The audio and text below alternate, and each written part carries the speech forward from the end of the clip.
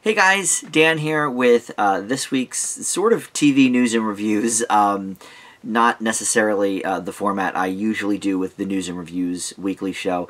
This is going to be more of a question of, is it worth it for HBO Max? We did these with Apple TV Plus, we did it with Disney Plus, we did it with Quibi, and so now we're going to do it with HBO Max. And I did do a discussion video last night with one of my old buddies from high school, Joe, not the Joe that comes on my channel and talks about Frasier and whatnot, known as Merlin as well, but no, this is my friend Joe from back almost 30 years ago, and he has his own show called Megapodtastic, and he's been doing this a lot longer than me for sure, and he has some cool interviews and guests on his program all the time. I will link to his channel in the description if you want to check out his content, which is very cool. But I did like a half-hour video with him yesterday, sort of an is it worth it type of video, just kind of going back and forth about the different content that HBO Max offers and things that they're missing that they could and probably should have, etc. But this video here is going to be more in the vein of looking at the original content on HBO Max and reviewing 5 of their high-profile original shows that launched when HBO Max launched yesterday. So, I guess to get a little more in-depth about HBO Max on the whole, you can check out my video with Joe. Not only, will I link to the channel in the description, but I'll link to our video talking about HBO Max. But essentially, before I get to the original content reviews, to sort of summarize what we talked about last night, the price tag for HBO Max is $15. It's $14.99, which is, to me, ridiculous. Every other streamer is at max, I think, $8.99 maybe? I don't know what the most expensive one other than this is. Maybe Netflix? I still get the Netflix DVDs by mail, though, so my Netflix bill is always a lot higher than most people's is. So I don't know exactly what I pay for the DVD service and what I pay for the streaming. But anyway, it's nowhere near $14.99, that's for sure. And I get Hulu for free from Sprint, and I pay for a few of the others. But so I have never been an HBO subscriber in my entire life. My family wasn't when I was growing up. I am not as an adult. I mean, I'm a cord cutter, so I haven't had any kind of cable in about 3, well, maybe longer now, maybe 4 or 5 years by this point. But anyway, I've never paid for HBO. I have no intention of ever paying for HBO. This, to me, is too expensive for a streaming service. Now, from what I could glean and from what I gathered talking to Joe last night, if you are on HBO Go or HBO Now, which is, I think, sort of the same thing, because you subscribe to HBO on cable, although you can also subscribe to them, I guess, separately too, then you either are getting HBO Max as a bonus, or I think more likely that's just maybe a trial period, and they will charge you more, but it's not going to be $15 a month. So it won't be like $15 for HBO, $15 for HBO Max. I think it'll probably be maybe more like $20 for everything. And essentially the differences are HBO Max has original content, but it also has content that will remain on the service, like Netflix does and stuff. Most of it from the Warner Brothers library. Warner Brothers owns HBO, as well as many, many, many other things, other networks that are involved here. But the HBO Now and HBO Go sort of only has what's currently running on HBO. They do have some of the library titles in terms of the original HBO shows, but in terms of the movies you can watch, it's pretty much just what's currently in rotation on HBO, the network. So that's a little bit where this differs, is that HBO Max will have sort of a standing roster of movies, and I'm sure they'll also rotate a few in and out, but a lot of them will be just sort of long-term, this is where it stands, because they're already owned by Warner Brothers. A lot like Disney Plus with all the Disney back catalog, sure. But one of the other things we talked about last night was that of all the original channels that Warner Brothers is a part of, TBS, TNT, obviously HBO, the DC Universe they own, so the DC Universe platform they own, Cartoon Network, Adult Swim, all of that kind of stuff. They are really parsing out very little to HBO Max. You know, some of the glaring omissions that Joe and I talked about last night were a lot of the Warner Brothers owned sitcoms from our childhood, things like Night Court and Growing Pains. Where are they? They're not on here. And in terms of like TBS content, they've got a ton of original shows on TBS you could put up. My Boys, for example, or Search Party, or whatever. And no, they have the Samantha Bee Show, and they have some Conan-related content, but not the talk show. They have more of the travel shows that Conan does, the Conan Without Borders. And then same with Adult Swim. Like, they have a few of the shows, but the vast majority, not so much. And that brings us to the Hanna-Barbera and Looney Tunes library, because one of their big new shows that I'm going to review is the Looney Tunes Cartoon Show, which is a newly formed version of shorts featuring the Looney Tunes characters. And they do have some Looney Tunes content on there, but in terms of Hanna-Barbera, they have very, very little. The Flintstones is on there, maybe I think one or two other things, but you know, I'm a Hanna-Barbera collector. I have a lot of the individual DVD sets that they've released, you know, through the Warner On Demand DVD service, and they're, you know, more obscure, but like, you own this content, Warner Brothers. Why are you not putting it up? And I talked about this last night too on the show, that I know that Peacock's going to do the same thing. I know when NBC launches Peacock in July, there's going to be so many things they could put on there from the NBC, you know, decades, you know, 60 years plus of library content, that a lot of it's just not going to be there for whatever reason, which to me doesn't make any sense. But okay, we're not really talking about Peacock, but it's a glaring problem. I think HBO Max could be so much better than this. And yes, it is great to get, you know, if you're into the Game of Thrones and Sopranos and all of the previous HBO content, Oz, The Wire, Barry, Curb Your Enthusiasm, Sex and the City, you know, all of that stuff is going to be up there, including a lot of the new stuff that is still airing on HBO or just wrapped up, you know, within the last year or so. Some of their miniseries, some of their, a lot of their movies, which that to me is the coolest part of HBO Max, is their slate of the HBO original movies that are, you know, kind of hard to come by. I talked about this last week on my show, is that, you know, I have some of them on DVD, maybe 5 or 6 of my favorites, but there's a ton that I've never been able to see because we were never HBO subscribers. So, you know, so that to me is the most appealing part, but $15 a month is steep.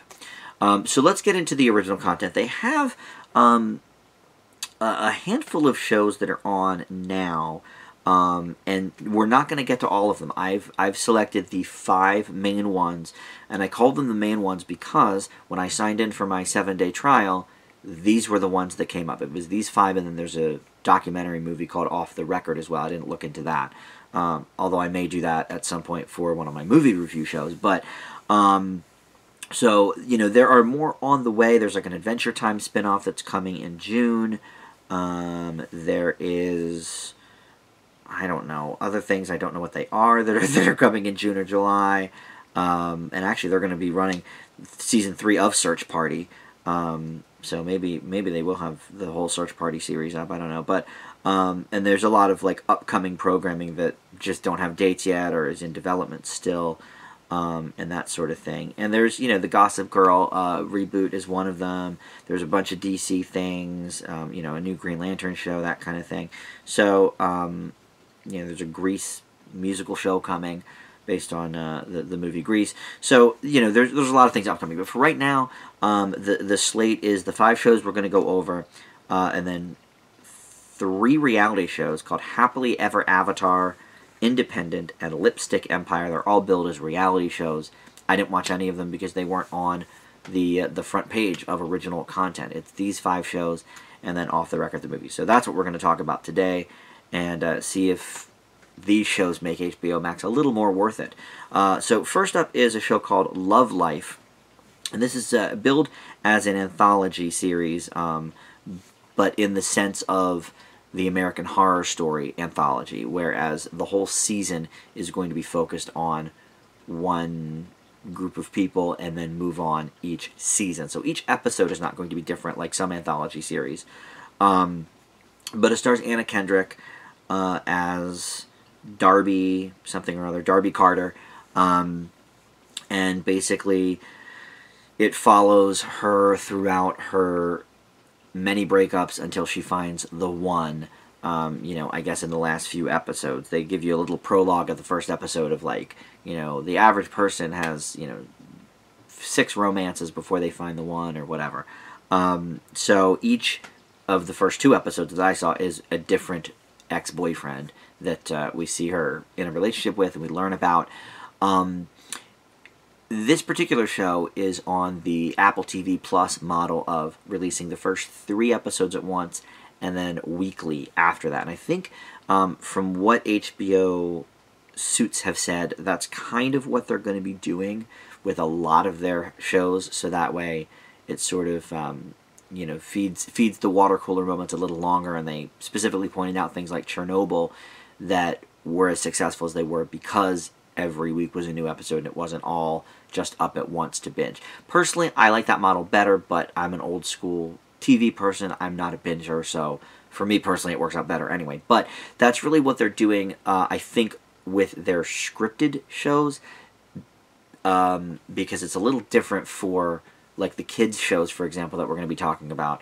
Either the whole season is already up or they're just sparsing it out differently. So we'll get to that. But this one, there's 3 episodes up right now. I think there's going to be 10 total, but I'm not positive. It might be 8. But anyway, so we see boyfriend number 1 in episode 1. We see boyfriend number 2 in episode 2. And Anna Kendrick is at the center of both of them. And we see basically the relationship from beginning to end. We see it fall apart, at the end of things. And we see what a mess she becomes. But we also see the loving part of it and, the lead up to how they met and whatever. So that's the general premise of this. I found this to be cute. I like Anna Kendrick. I worry that she really is not showing her range, or maybe she doesn't have it. I'm not sure, but I really like Anna Kendrick. But a lot of her roles seem to be in that sort of cutesy, fun, 30-something girl that you want to hang out with and is sort of put upon. Like, a lot of her roles are that. We've certainly seen exceptions to that. Up in the Air comes to mind. The Psychiatrist in 50/50 sort of, but excuse me, but she's also, I don't know, a little bit like quirky, a little bit out of her depth. Like, I don't know. But I like Anna Kendrick. I just wish her roles were a little more varied if she's able to pull that off. And that's the question. Like, maybe she can't. Maybe she is typecast because that's where she shines. And, of course, she sings a lot. She does sing here. She does karaoke. But that's in the first episode. If Anna Kendrick's in your project, she sings. Like, that's pretty much all there is to it. There's only a few exceptions to that rule. And I think the 2 movies I mentioned, Up in the Air and 50/50, are 2 of those exceptions. But I think in general, this show is okay. It wasn't amazing. Me as a single person, it does kind of make me like annoyed that every single episode I have to see one of her relationships from beginning to end. And I'm like, wow, cool for her that she just has a rotating cast of men in her life. Whereas, single Sam over here, maybe not so much. But that's more of a nitpick, I suppose, from a personal standpoint. But there just isn't necessarily anything that sets this apart from a lot of the movies that she's had, other than the fact that at the end of each episode, they're not together anymore until, I guess, we meet the one. I'm not sure if we'll know who that is at the start of that episode, or if at the end of the episode they're still together, and then we're like, oh, this must be the one, and then maybe we get an extra couple of episodes with that person. I'm not sure. Or maybe the series or the season just ends there, you know, and they live happily ever after. I don't know yet. But you know, the writing here is okay. Like everything's fine. Everything's very cute and fine. And yeah, there's a couple of interesting emotional moments when, you know, she's being broken up with. You know, in the first episode, well, I don't want to really give spoilers about what happens, I guess, so never mind. But we see two different, you know, ways of the breakup. You know, the guys have different reasons for it and whatever. And she is able to flex a little bit of her emotional muscles from that. But still, everything about this is just sort of quaint, you know. For an HBO project, it just doesn't seem very daring. You know, I think the HBO original content that most of us know and love is because it's so cutting edge and so daring, and it's not TV, it's HBO kind of thing. This just seems like it could be anything, you know, and it could also have been a movie, you know. It could have been a movie where she was with, you know, 4 different guys, a half-hour piece or whatever, and then ends up with Mr. Right. I know she was in a movie called Mr. Right also, but that's neither here nor there. So, I don't know. This for me was all fine and good, but nothing new, nothing that remarkable about it. The narrator is a little bit annoying. It actually reminded me a little bit of that show. It was a one-season show on NBC like 5 years ago called A to Z, and it was with Christina Maloney or something, the gal that ended up being the mother on How I Met Your Mother, and then the guy that plays Jonah on Superstore now. It was the two of them and their courtship, and Katie Seagal was the narrator. And, you know, it wasn't different romances the whole show, but it was like, you know, here's how they fell in love from A to Z. It seemed kind of reminiscent of that, even though we're seeing different, you know, boyfriends come and go in this show, Love Life. But yeah, I give this a B-. I mean, I thought it was fine, but that's about all. You know, there was nothing really extraordinary about it. All right, so up next, we're going to talk about the Looney Tunes cartoon show. And that's just what it's called, Looney Tunes Cartoons. And for this, they put all the first season episodes up at once. There's 10 episodes, and it's 30 segments. However, it's a quick show. It's like a 14-minute show or something. So you get 2 shorts, and then, at least in the first episode, the one I watched, you get 2 shorts, and then sandwiched between is like a 1-minute little, you know, gag, sort of. You know, kind of like how they used to do in the old Garfield show. They would have Garfield for 15 minutes, U.S. Acres for 15 minutes, but then somewhere in there was like a 90-second short, you know, or a 40-second short or whatever. That's kind of what this was. So they say 30 segments, but the first episode, yes, it had 3 segments, but one of them was less than a minute. So the idea behind this is to really be reminiscent of those classic, like, 40s Looney Tunes cartoons. Bugs, Yosemite, Daffy, Porky, you know, Elmer Fudd, probably Roadrunner and Tweety Bird, and you know, probably the whole mix will be in there eventually. Foghorn Leghorn and all of that. So the first episode had Porky and Daffy. Then there was a very little Marvin the Martian short, and then another full-length short of Bugs and Yosemite Sam. I really appreciate the links they're going to with this show to make it look like the original. You know, a lot of gags are similar. There's, you know, an exploding bar gag. You know, Daffy and Porky have a couple of sight gags. They are really trying to make it look like the original series, and I definitely got some laughs from it. I did. But Looney Tunes is, you know, one of my all-time favorite, you know, like, cartoon things ever. You know, I grew up with Looney Tunes, of course. I think a lot of us did. And so I sort of hold those originals very near and dear. And one thing I just can't get is why the voice work for these characters is not that close. You know, like, it's okay. But, you know, Mel Blanc himself did most of the voices for the Looney Tunes, and he was a genius in my mind, you know, to be able to do pretty much all the voices from the cartoons. He did Bugs, he did Daffy, he did Yosemite Sam, you know, that right there, huge trifecta. I don't know if he did Elmer and Porky or not. I'm not sure, but I know he did, you know, those main three at least, which shared a lot of screen time with each other.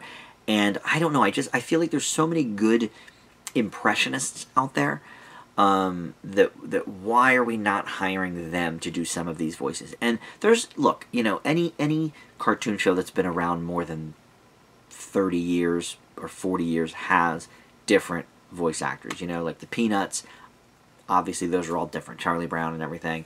The Simpsons notwithstanding, those are all, you know, original cast members, but you know, things that have been on since I was a kid, you know, like Winnie the Pooh, Charlie Brown, Looney Tunes, you know, the Flintstones when they show up, you know, in a commercial or something. You know, it's all different people now than it was way back in the day. One exception, I guess, is Scooby-Doo. I just reviewed the new Scooby-Doo movie, and Don Messick has been voicing Fred on the TV show Scooby-Doo since the 60s, so God bless him. And now he voices Scooby-Doo as well, and he was the voice of Scooby-Doo in the movie. Or no, I'm sorry, Frank Welker. But anyway, they got Zac Efron to voice Fred in the movie. But, you know, so look, the voices are not going to be exactly the same, but I just feel like there's got to be people that sound more like Mel Blanc's original voices than the people they have doing it. It is very distracting. You know, and they've tried different, you know, like a sitcom approach, and Tiny Toon Adventures had a different approach, and all that kind of stuff, and that's perfectly fine. But these are absolutely in the spirit of the old cartoons, and they really want you to have that feel. And looks-wise, it gets pulled off. Gag-wise, yes, the writing is there, but the voices just, for me, are not there. So I will leave Looney Tunes Cartoons with a B+. If the voices were there, this would be an A for sure. I just think they really should get better voices. But I definitely laughed a lot. I mean, these are definitely, writing-wise, it is, and looks-wise, it is definitely reminiscent of those old cartoons. Nothing will ever be the same as some of those old cartoons. You know, Baseball Bugs, there's just, you can't replicate it. You know, but these, we're talking about like the A+'s, cream of the crop cartoons of all time. So you're never going to quite live up to that standard. So let's move into another kids show, and this is the Not Too Late Show with Elmo. This is a talk show that the story is Elmo does a talk show before he goes to bed at 7:30 every night. So 3 episodes of this are up right now. I guess they'll be doing them weekly as well. I watched the first one, you know, just to kind of get a taste for it. Jimmy Fallon and Casey Musgraves were the guests. I am not a huge Elmo fan. I think he's okay, but I didn't grow up with Elmo. Like, you know, he didn't really appear till the mid-'80s at the earliest with Follow That Bird. You know, I watched Sesame Street in the very late 70s and the early 80s. You know, I'm the era of, like, Mr. Hooper, and, you know, Jim Henson was still alive doing Ernie and all of that. Well, there's an example of somebody, you know, until he died just a few years ago. Well, I guess he died last year, but he was doing the voice of Big Bird for, you know, almost 50 years, Carol Spinney. So, you know, there's an example. But here again, you know, a lot of the people have come and gone in the Sesame Street world, but yet Elmo, of course, you know, Kevin Clash, the guy that was doing Elmo for so long, obviously had some, you know, legal issues about, you know, some sexual molestation maybe and whatever. So he's been gone for a while, but the dude that is doing Elmo now, you know, voice-wise, spitting image. Perfect voice for Elmo. And I think the guy that does Oscar the Grouch now is pretty good. Big Bird wasn't on this particular episode of the Elmo show, so I don't know how Big Bird's holding up lately, but, you know, Ernie is, I'm not sure if that's Brian Henson or not, because I know, you know, Brian Henson took over for his dad for many of the characters back in the day. You know what? Let me just look that up, because Brian Henson does a decent job. It's not going to be the same as You know, his dad, again, Jim Henson, much like Mel Blanc, you know, these guys are geniuses. So no, it looks like actually Steve Whitmore took over for that, and currently it's a guy named Peter Linz doing Ernie. And so, okay, you know, it's pretty close. It's close to the original Ernie. But, you know, you've got Cookie Monster, and he looks and sounds exactly the same. I don't know if it's the same person or not from my childhood, but, you know, but he was on this. And so essentially it's a talk show. It's a talk show for kids. You know, Elmo comes out. He did a cute little joke that sort of became a recurring gag for the segment. And it's only 15 minutes, you know, so kids I don't think are going to be bored with it. But I'm not exactly sure if kids are going to appreciate the people on it. I feel like it's kind of like when they have the celebrity guests on Sesame Street itself. It's more of like a, as an adult, you're like, oh, you know, I know this, and they're going to do a parody, you know, okay, cool. You know, instead of born to run, it's born to count, you know, or whatever. The kids don't get that, and I didn't get that as a kid. But I also didn't understand who all the celebrities were on the Scooby-Doo show. You know, Mama Cass Elliot and Don Knotts, I guess maybe I knew from some of the Disney movies, but, you know, a lot of those, I didn't even know probably who the Harlem Globetrotters were until I saw them on Scooby-Doo. So, you know, do they know who Jimmy Fallon is or John Mulaney in episode 3? Probably not, but it's okay. You know, I think they'll enjoy the people. The celebrities that go on Sesame Street have such reverence for the Muppets and what they do on Sesame Street that it's always fun to watch, whether you, as a kid, know who the person is or not. You know, Jimmy Fallon takes a piece of ice and, you know, puts it down his back and does a funny dance, and then him and Elmo have like a little dance-off kind of thing. It's cute, you know. And then Casey Musgraves came out and sang Rubber Ducky. A couple things I really liked about this. I like that the audience is made up of a lot of Muppets, mostly animals, but also a few human kids kind of mixed in. That I thought was cute. And then we also see some backstage stuff with Prairie Dawn and Ernie, you know, and then there's like chickens running the switchboard. And, you know, to me, a lifelong Sesame Street fan, I think that's cute. You know, is this something that if I had kids we would watch? Yeah, if I had little kids, sure. I don't think, you know, it's probably not for anybody that's past Elmo age. I mean, unless you're a fan, like Jonas Brothers are on the second episode. If you're a fan of Jonas Brothers, yeah, you might check it out, you know. It's cute. It's a cute show. And because of the backstage stuff, and because they've got Cookie Monster there, and had Oscar the Grouch doing a little bit, it's not all Elmo. And, you know, that, to me, is a plus. I think the Elmo's World segment on Sesame Street runs too long and takes up too much important real estate time on the Sesame Street show. Not that I really am a connoisseur these days, but, you know, I mean, I have 5 nephews, so over the years I've seen enough Sesame Street to know about Elmo's World and all of that. I think the character of Elmo is okay, but for this show, it's the surrounding people and the celebrity guests, I think, that really make this pop. So yeah, I actually enjoyed Not Too Late Show with Elmo. I'm going to leave that with a B+ as well. So next we move on to 2 of the competition series. Now, like I said, there's 3 reality type shows that HBO Max does not have on their homepage. So, you know, in my mind, that means they're not really important enough to really, you know, warrant a watch. And I wasn't going to review, you know, 8 different shows, so I picked the 5 that were on the home screen. So, the reality shows, you know, this is more competition show, I guess, but they are Legendary and Craftopia. I guess we'll talk about Legendary first, and basically it is a ballroom voguing competition, and look, even as a gay man, I am not that versed in the whole community of, like, even drag and stuff. Like, I don't watch RuPaul's Drag Race. I'm sure it's good. I love RuPaul. But it's just, you know, not having cable, it's just not something I ever, like, sought out.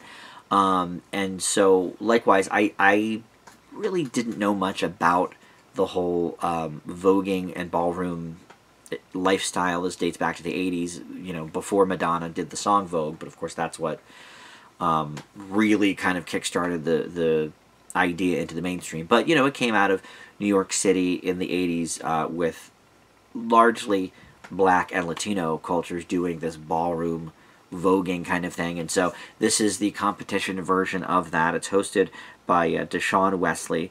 And there's a few different judges on here. Two I've never heard of. One is Megan Thee Stallion, who I barely have heard of, but she was on an episode of Punk'd on Quibi, so I know her from that. But she's a rapper, I guess. And then the other judge is my girl, Jamila Jamil, who I will just watch her in anything. She's so great. You know, from The Good Place to The Misery Index on TBS. You know, I don't know. She's just got this really cool vibe about her that you just want to hang with her.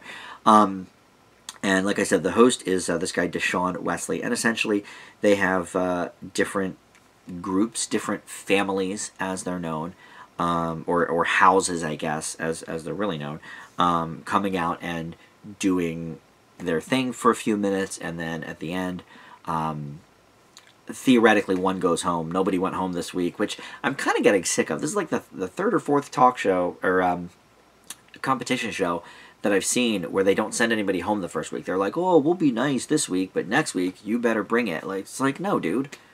If you know, cut one person each week. You know, Lego Masters did it. There was a show on Quibi that did it. I'm just like, I don't know. Back in my day, you know, Survivor kicked somebody off the first week. American Idol kicks somebody. You know, of course, American Idol kicks off so many people before they even get to the finals. But you know, I don't know. I just think it's silly. You know, but whatever. I guess their logic is anybody can have a bad week. So you know, probably people are nervous, whatever. But I don't know. I think that's too much coddling. But all right.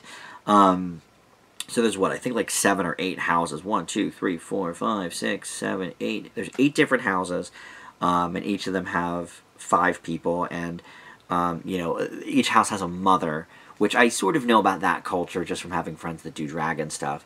You know, I kind of get the whole houses thing. But you know, this is like a chosen family sort of motif. And so they will go and explore, you know, these guys' lives for, you know, 2 or 3 minutes or whatever, and, you know, sort of introduce them and whatever in each house, and then they'll go on and do their performance. One of my issues is the performances should have been longer. I mean, it's fine to get a background on these houses, and actually, some of them have been around since the 80s, and of course you rotate, you know, members in and out, I guess. But some of these houses have been around for a long time. So, you know, there's a little bit of like history of the house, and that was all fine. I really enjoyed hearing that part of it.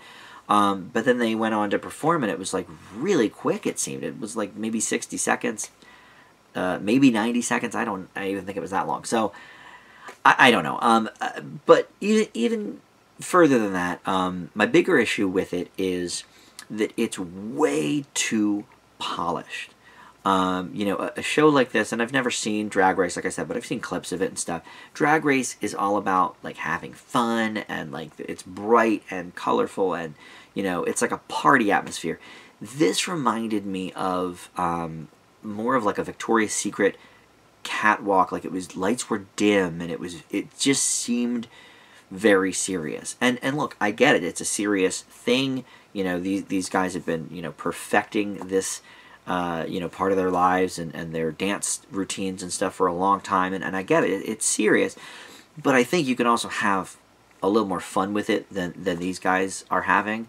And by these guys, I mean the creators of the show. I mean, you know, the houses seem to be having fun, the judges seem to be having fun, but why isn't it translating to us? Like, why am I, you know, like when I see clips from Drag Race, I'm like, oh man, like that seems like a party. Like, I want to go there. And this seems like very stuffy for the subject matter, I think. And I get they want to shine a serious light onto it, but to me that was a bit of a turnoff. So I'm going to leave Legendary with a B-. I think it's certainly got some interesting people, and I think there's some interesting dancing, but there's not enough of it. You know, I think they could have let them have a longer routine. And maybe they did, and they just edited it so that's all we saw. I'm not sure, because I know sometimes, like, America's Got Talent will do that too, where they'll sort of edit a little bit of the performance down to get more performers in. I don't know. But yeah, so I wish it were better.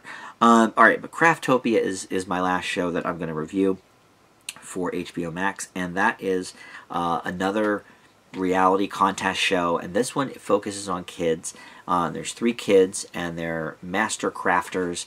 You know, in this first episode, there was a cute little boy that did like crocheting, and then there were 2 girls that did, you know, one of them was more about like yeah, ponies, and she wanted to have like little pony stuff and whatever.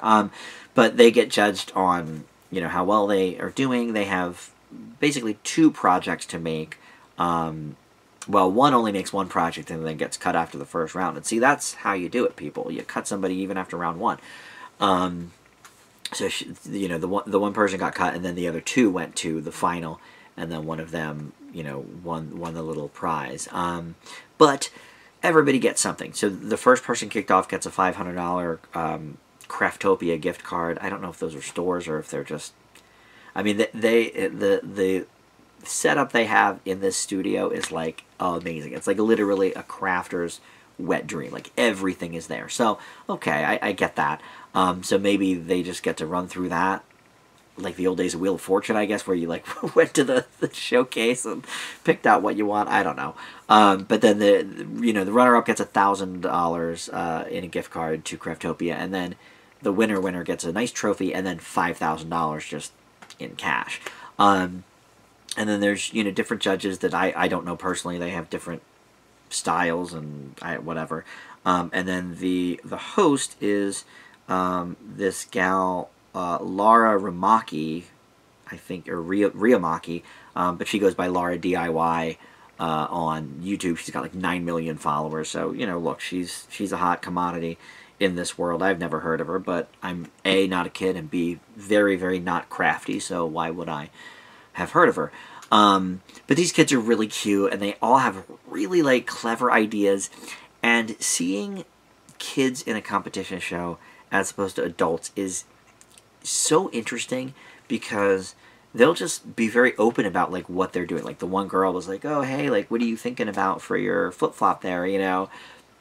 And the other girl will just tell her, you know, and then they'll ask the boy like, "Oh, what are you going to use for the eyes on that thing?" You know, and he tells them, but it's like, you know, if this were an adult show, they'd be like, "F off," you know, like, "This is my craft, you know, get out of here." So I thought it was cute, but to me, this doesn't fit the HBO mold at all. Like, HBO really has become a brand, really, you know, and that's why it wants to charge $15 just for HBO and a little bit of Warner Brothers content. Because they have a brand, and the brand is, you know, quality programming and cutting edge stuff. And to me, a lot like, you know, what's it called, Love Life, a lot like the Anna Kendrick show, Love Life. It's like, you know, this is all fine, but this to me seems like it belongs on the Disney Plus streamer, not HBO Max.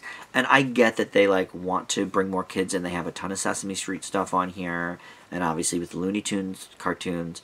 Although I don't know, I think the Looney Tunes show was probably more at this point for adults and less for kids. But I don't know, Space Jam is still pretty popular, so I'm not sure. But point being, this is certainly in contrast between Legendary. This is bright and fun and like hip, you know, for kids, but it's not cutting edge at all. It's cute, and you know, the kids are having a good time, and I was having fun watching them, you know, and I thought they were very clever in their designs and everything, but you know, at the end of the day, does it really fit with the HBO brand? And I just didn't think it did, you know, so I don't know. I mean, as a show, it's pretty good, I guess. Like, I'll give it a B for the show itself, but I just don't think it belongs on HBO Max. It just doesn't have that vibe to it for me. It's just a lot more fun than anything else. It would be like Lego Masters. Like, Lego Masters on Fox